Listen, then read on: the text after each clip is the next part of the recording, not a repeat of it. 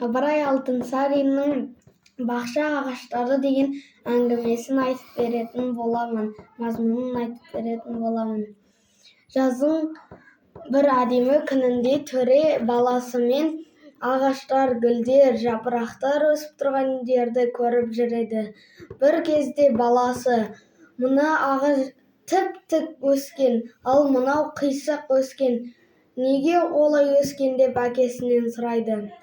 Сол кезде әкесі: «Мына тіп-тік өскен ағашқа жақсы күтім жасаған, ал мына қисық ағашқа қисайып кеткен бұтақтарын кесіп, дұрыс күтім жасамаған, сондықтан ол қисайып өскен.